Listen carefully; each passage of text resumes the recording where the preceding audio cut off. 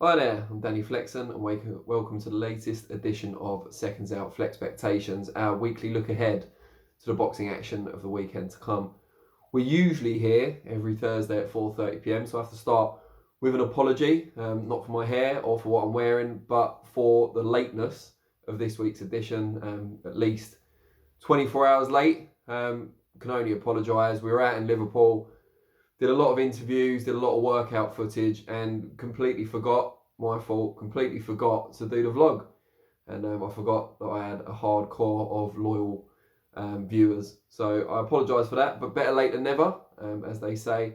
And first of all, we're going to look at the big fight Saturday night, WBC heavyweight title, and it's a rematch, of course, between Deontay Wilder and Luis Ortiz. Now, Wilder is as we all know, probably not going to change much by now. He's awkward, he's rangy, he's not the most polished, but he is a massive puncher, especially with that right hand, as we've seen in virtually all his fights.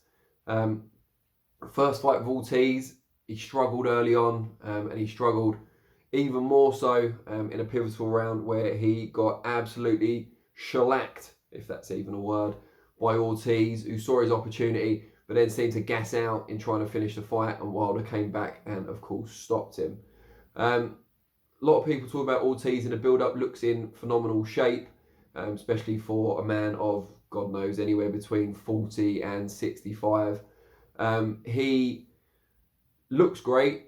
If that translates to improved conditioning, we wait to see, but he certainly emptied the tank at just the wrong time last time out, and he'll be hoping to fight a more evenly paced fight this time around. Wilder, on the other hand, will look to avoid getting shook up in quite the way he was the first time.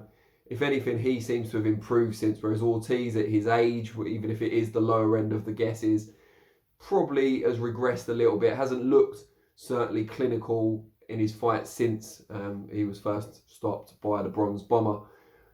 Obviously, February 22nd is in mind for Deontay Wilder. He knows he's supposed to be fighting a more challenging rematch, I'd dare to say, against Tyson Fury then. Keep hopes of that alive and to keep his WBC title reign, a really long title reign, alive. He needs to get past Ortiz again. And I fancy him to do it in some style as well. I think it'll be over a bit earlier this time round, maybe just after halfway, round 7, round 8, something like that. But I expect an exciting fight for as long as it lasts.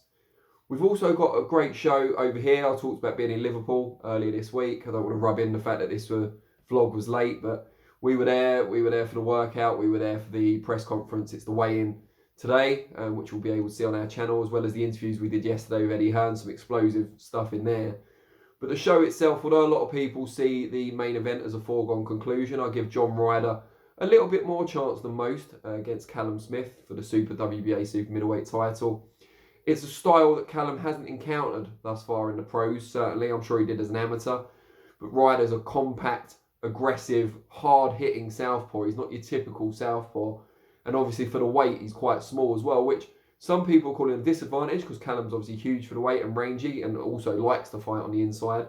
But I see it as a bit of a challenge for Smith as well to combat the way Ryder comes in from angles that he'll be unaccustomed to. The uppercut could be incredibly important for him in this fight. So we'll wait and see how it unfolds. But I do expect a competitive fight, certainly in the first half, and I'd highly recommend watching it. I'll certainly be watching it.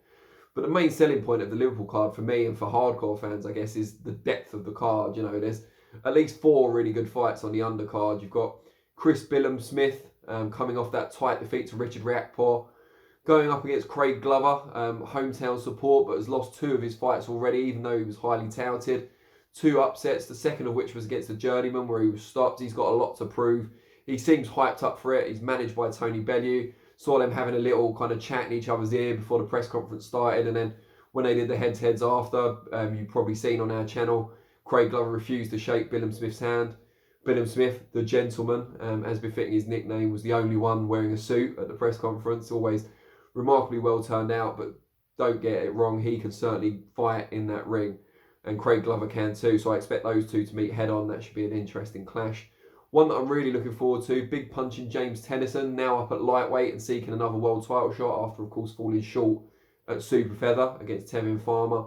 He goes up against a very underrated, low-profile opponent in Craig Glover. Sorry, I've done that twice now. I did it in the interview yesterday as well. Craig Evans from Wales. Evans trained by former world champion Gavin Rees, and I know they're really confident. They posted pictures on social media yesterday of Evans tucking into a hearty meal the night before the weigh-in, although the chicken didn't look completely cooked, so I'm not worried about him making weight. I'm a little bit worried about him getting food poisoning. But that aside, he's a very good fighter, Craig Evans. Underrated skill, put really good work rate, fast hands, and a real kind of interesting antithesis, if you like, of the more patient, aggressive, powerful James Tennyson. I think that'll be a really good mesh of styles. I'm really looking forward to that one. We've also got Anthony Fowler taking on the unbeaten English champion, Harry Scarf.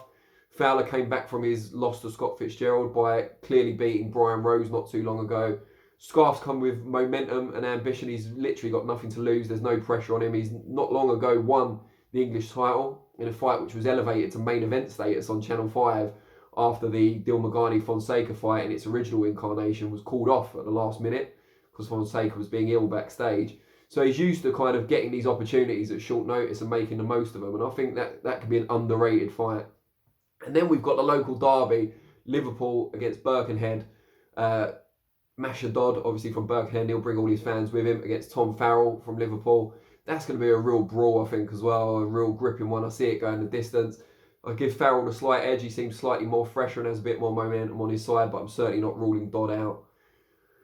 Your turn now. Let me know in the comments below what you think of the Liverpool card, what your favourite fight is of the 5 that I've run down, and who you think is going to win. We always like predictions, so if you want to predict the 5 fights on the card, including method of victory, I'd appreciate it. And also let us know what you think of the Ortiz rematch. Are you giving Ortiz more of a chance than I am? It'd be interesting to know.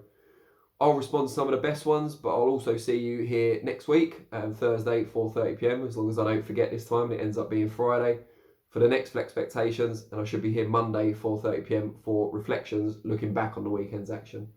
Appreciate your time, and I'll see you all soon. Cheers.